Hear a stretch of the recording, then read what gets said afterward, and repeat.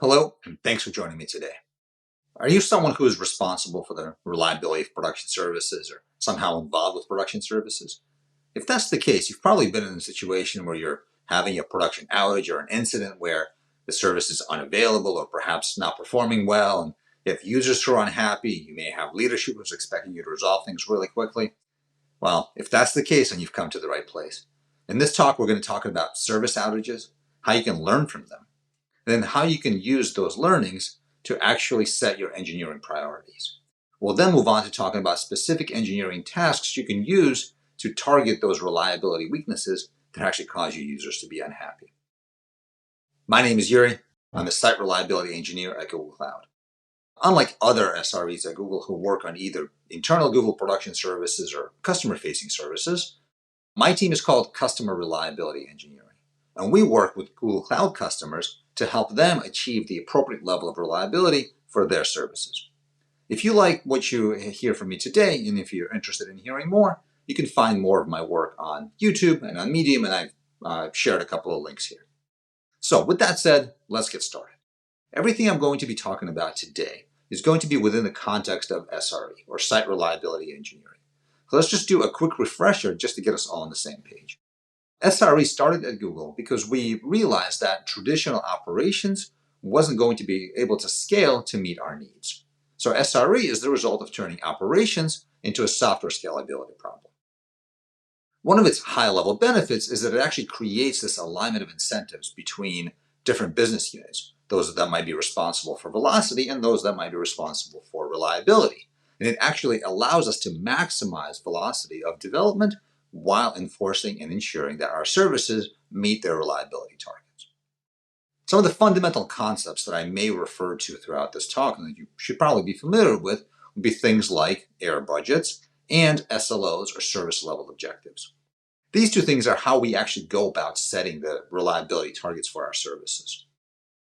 Blameless postmortems are absolutely critical to this, which is how we actually go about learning from incidents, and I'll talk about those in a little bit of detail later on. Now, of course, I'm skipping over a lot of detail here, right? If you're interested in learning more about any of these topics or to get some more background on them, feel free to go to google.com/SRE to learn more.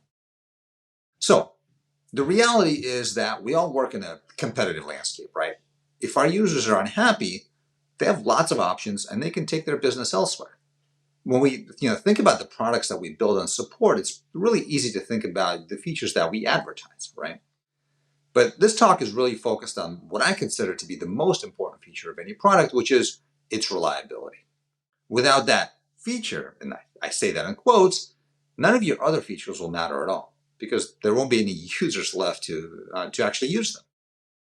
And when we talk about the reliability of our service, obviously we need to talk about the things that impact its reliability. Service disruptions, incidents, outages, right? Whatever terminology we use, right?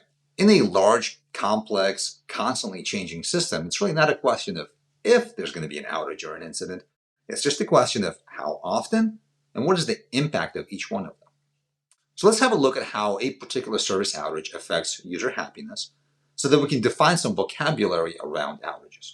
In general, user happiness decreases while an outage is ongoing and then rises during periods of stability. So let's break this down into phases. This first phase is when our outage actually begins. Something breaks, perhaps we push some bad code, make a configuration change, right? Something like that. And our service is no longer working as our users want it to work.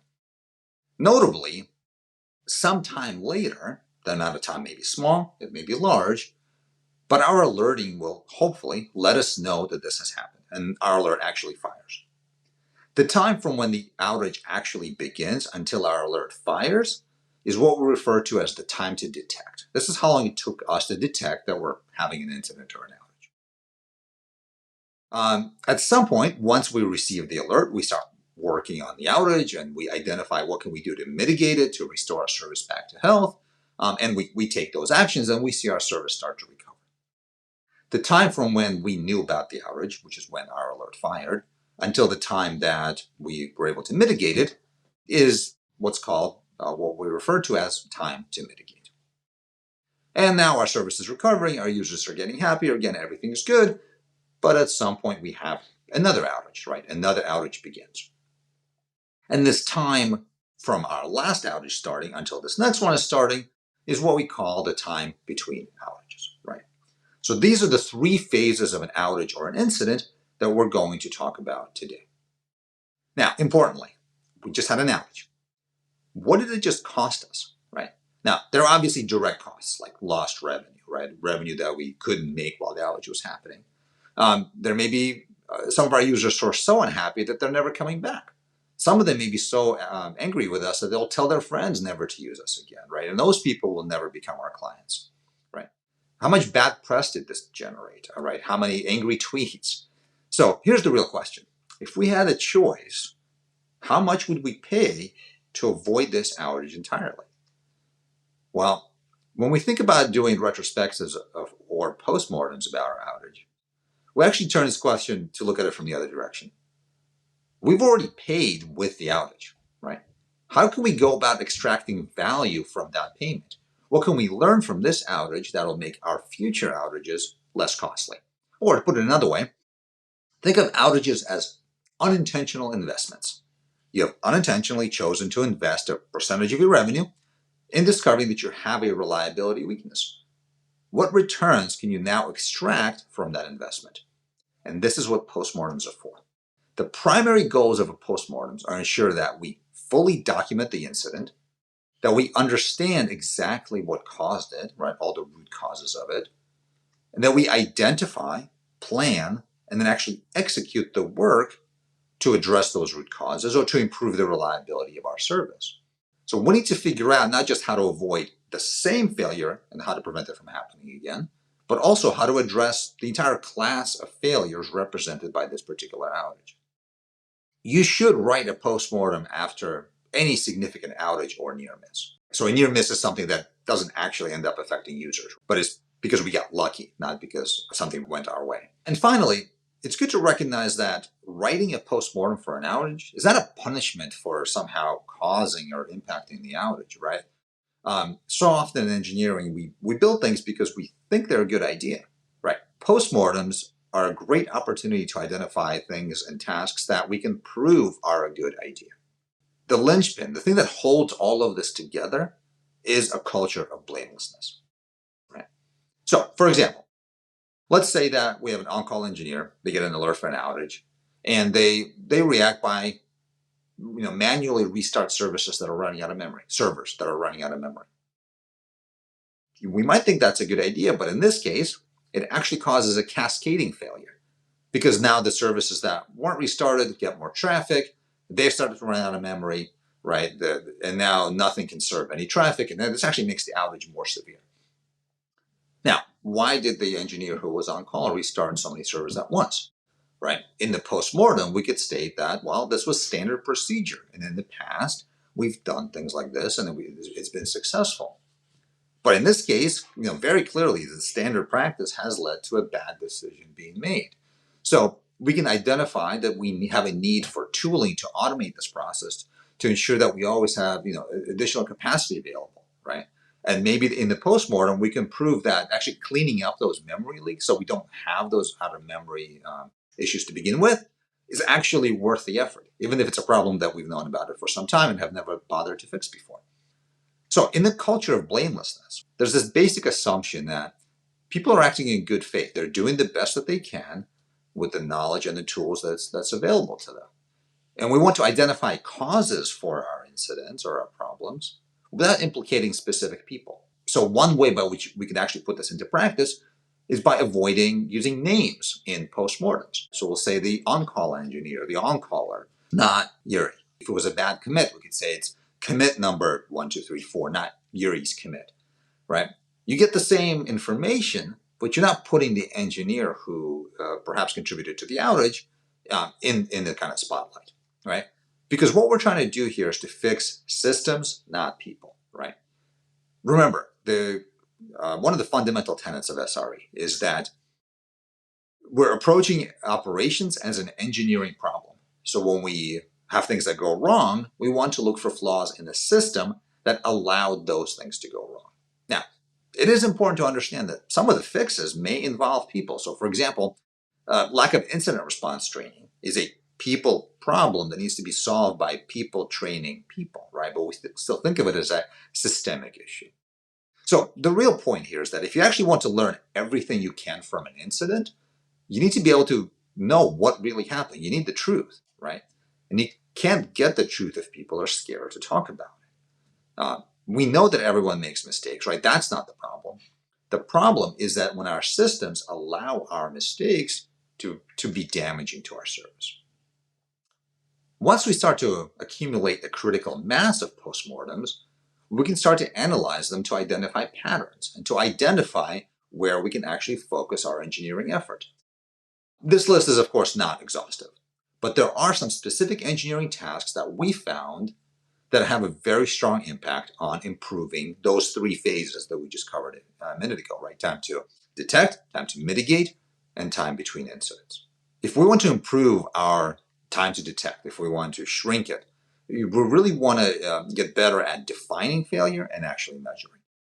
If we want to improve our time to mitigate, which is how long it takes from the time that we know about an incident until the time we can restore our service back to health, that's really all about preparing the responders themselves and the environment they're operating in. And finally, if we want to improve our time between failures or have essentially fewer failures, that is all going to come down to engineering discipline. So we're going to shift focus a bit here, right? This from here, this may become more or less relevant to your specific job role, right? We're going to dive deeper and discuss why each of the tasks that I just mentioned are actually important, and then how you might think about implementation for each one. If you're in a leadership or management role, you might want to think about the culture aspect that I just discussed, how to drive a blameless culture in your team or your organization. I have to emphasize, this is something that has to come from the top, right? If you're an engineer, it's kind of difficult to avoid blaming others when management is very intent on blaming you, right? But if you're in engineering, product management, or other roles where reliability is something that you deal with every day, let's get into the details. Having an outage and suddenly our budget burn is really fast, and if we don't actually fix it, if we ignore the issue, it'll eat up all of our remaining air budget. So the time to detect is from the start of the outage, right, from when this starts happening, to when a person that can actually work on fixing the outage or fixing the incident is alerted. Remember, if you're on call for a service, you can't begin to triage your problem until you know about it, right? So if you look at your postmortems and you see a significant amount of user impact in this first phase, this time to detect, this is where we need to tighten things up, right? So your SLIs drive your alerts, right? SLIs are service level indicators. Those are the metrics that we track that actually tell us about the health of our services, right? So it's really important that our SLIs are actually a good representation of user experience, right? One way by which we can make this happen is to measure as close to the user as possible. This means that if you can actually take your measurements from the client, right? If you're measuring a latency or availability SLI, then you want to measure latency or availability at the client because that's what matters to your users, right? You actually want to include like the flaking network links between the client and your service, right? If you know that your users need, for example, a sub 500 millisecond response time, right? If you measure this at the client, you may actually learn that your service can respond in at most, let's say 100 milliseconds to still deliver the end user experience that your users expect and need, right? This will mean that you will likely catch problems that are not necessarily your fault, but just because it's not your fault doesn't mean you can't do anything about it, right? Now, a lot of the time you will not be able to instrument your client for metrics, and that's okay. But you need to be aware that if that's the case, then your view of your user's experience does lack some precision, right? Another way in which you can improve and tune up your SLIs is to actually verify them against external sources, right? A good SLI is up when users are happy, and then down when your users are frustrated or unhappy, right? So, for example, if your SLI is showing that you're having an outage, but your users are not complaining, maybe you're measuring the wrong thing, right? So you want to try to understand user experience and to really understand what bothers them, what actually impacts their experience and their happiness, and then try to adjust your metrics, the metrics that you're using as SLIs, according with that, right? And just like you iterate on your SLIs, you also need to iterate on your SLOs, your service level objectives, right? Those are the things that set the targets for your SLIs, the reliability targets for your services, right? You need to have those targets align with user expectations, right? It's not usually obvious exactly what your users need. So as you learn more over time, you want to adjust your SLO targets, right? It is important to not set your SLOs to be too tight, right? Do your users really need 4 nines of availability, for example, or are they just as happy with 2? Every additional 9, so that means going from like 99% availability to 99.9% availability, or from there to 99.99% availability. We know that each of those 9s translates to about 10 times the cost due to engineering requirements, additional infrastructure, staffing, all those kinds of things, right? Running a service at those high levels of reliability, 4 or 5 nines, is really not cheap. So you want to make sure that your users actually need it before you commit the business to supporting it. And finally, your alerts need to be consistently and actually useful, right? You want alerts to fire only when users are actually being impacted. Now, this of course goes back to the quality of your SLIs and SLOs, right? But it is important to understand how good quality SLIs and SLOs directly translate into alerts that your engineers, your on-callers, can actually trust, right? You want folks to trust that when they get an alert, something bad is happening. Users are actually unhappy. What you don't want to train people to start ignoring alerts. Which means you need those alerts to be both sensitive and actionable, right? Which is kind of a tough trade-off to balance really well. But generally, this comes down to the period of time over which the alert evaluates the signal before it fires. If you're alerting too quickly, you may be paging at midnight for things that nobody cares about. If you alert too slowly, then you're losing that time to mitigate, right? And it can take some time and some tuning based on a history of outages to actually find that right balance. So we've covered shrinking time to detect. This was mostly about technical tasks, right? The next phase we want to talk about is shrinking time to mitigate or time to repair. This is mostly about the people. We're going to talk about policies, training, and stress management, believe it or not. Because even if you have really good SLIs and really good alerts with the right amount of sensitivity, what good is all that if the person who receives the alert immediately panics? My opinion is that this is actually the most important thing to focus on. You're always going to have outages, right? We know that. You can automate fast solutions to a lot of problems, but not all of them, right? We hire engineers because they're smart, they're creative, and ultimately they are the best resources that we actually have to address those problems that slip through the cracks. But they are also the slowest way to fix a problem, right? They are the last most capable line of defense. So it pays to actually invest in their success. I do want to make one quick reminder before we get into this section. An incident responder's first duty is to protect the user, right? So during the incident, right, we're thinking about mitigating the effects on users, not on finding and fixing all the contributing factors or even getting down to the root cause, right? So some things that are good to do as triage and mitigation, right? Temporary failovers, roll back to a known good state, emergency capacity provisioning or requesting more resources. Things that are not as effective, things that we know to be bad, debug the code, fix the code, check it in, build a binary, push it back out, right? Takes way too long, and we know that it's actually really risky, right? How do you know that the fix you've just put into the code doesn't cause a different problem or even fixes the issue to begin with, right? That's the kind of stuff we want to do later while we're not actively burning error budget. So that's a key point that I want to make, this distinction between triage and mitigate, which is what we think about during an outage, and root cause analysis and fixing the problem, which is what we do when the outage has been mitigated. So this particular section is all about that time to repair, with the assumption that we're focusing on mitigation. So what can we do to improve time to repair or time to mitigate?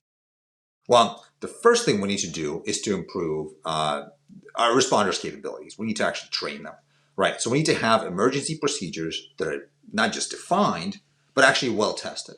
so that everyone who is involved can be calm and productive during an outage, right?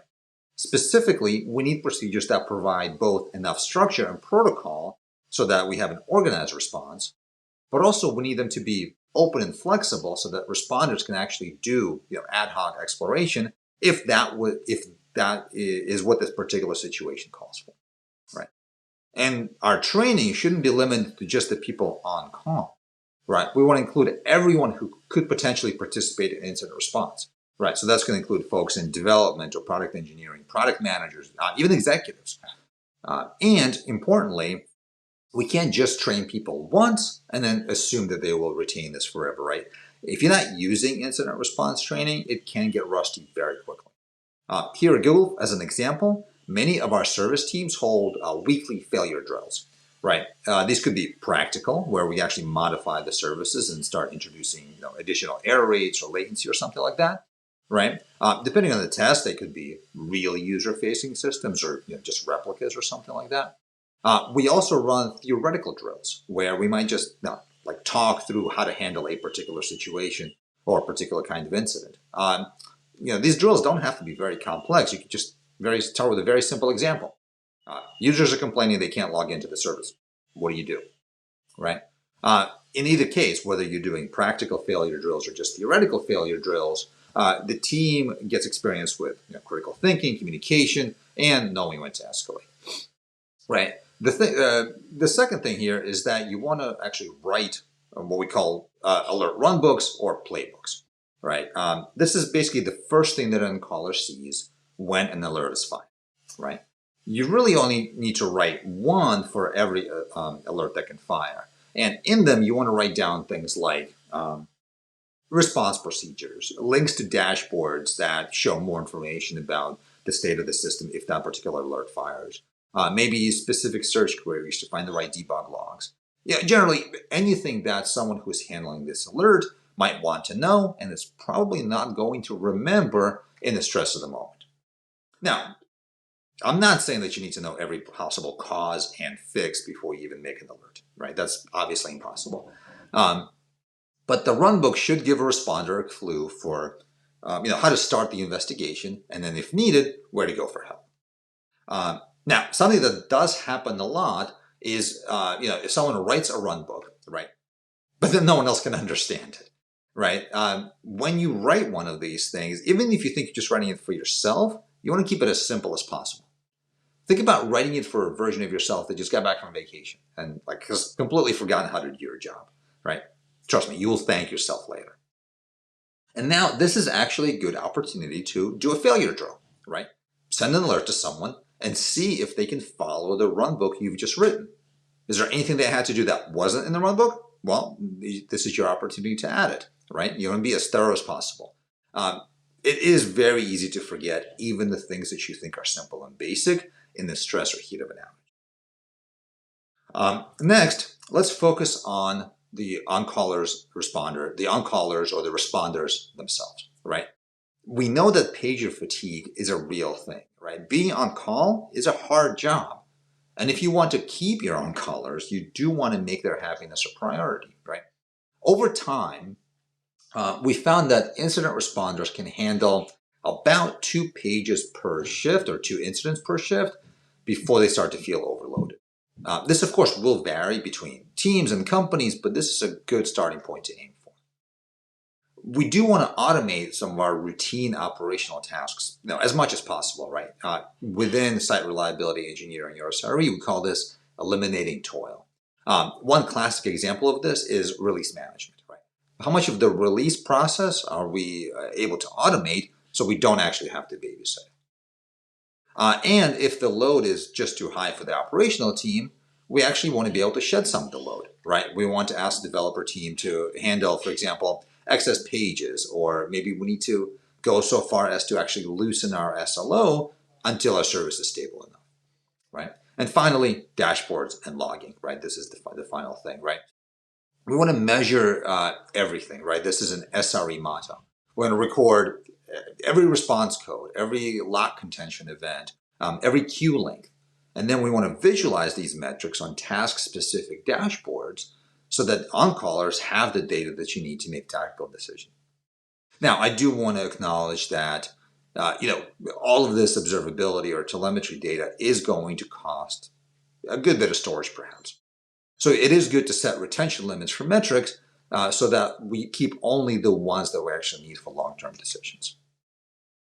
All right, you've mitigated an outage. Great job. Your users are starting to kind of rebuild confidence in the service. And generally, you might think that we want this phase to last as long as possible because this is when users are happy. But we know that the only way we can avoid outages completely is to stop all changes to our service. And while that might be a good idea, if, for example, your business depends on one weekend a year to make 80% of its revenue, for most of us, that's not really an option. So let me revise what I said. We don't necessarily want this phase to last as long as possible, right? Because if you go too long without an outage, the next outage will be that much worse. On-callers get out of practice, runbooks will get out of date. And in general, my strong recommendation is to think about focusing on shrinking those first two phases, time to detect and time to repair, right? With that said, there are still things you can do if this is something you're interested in. They're going to fall into four major areas.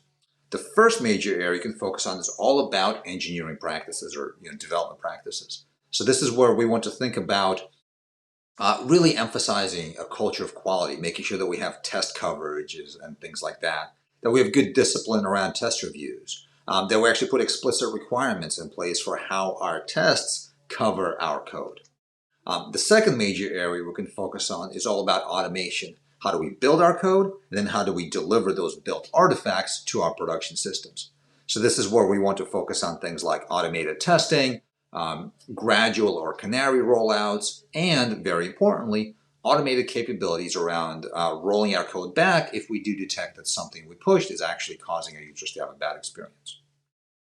The third major area we want to focus on is all about the architecture of our services. So we want to do things like avoid single points of failure, right? We want to make sure that everything is redundant, that everything can scale, that if we do have any issues with service, if things degrade, we want them to degrade gracefully.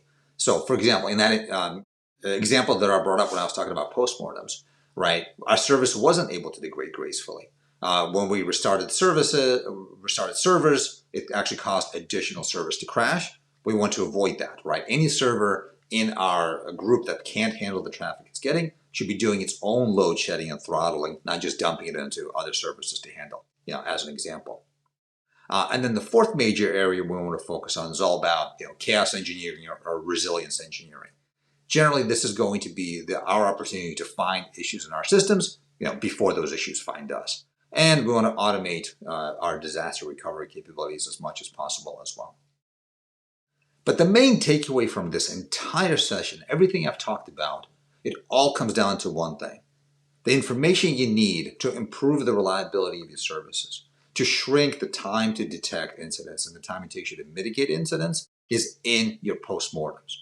You've already made those investments. Now it's all about getting the return on those investments, and your postmortems are going to tell you just how to do that. Thank you so much. Thanks for watching.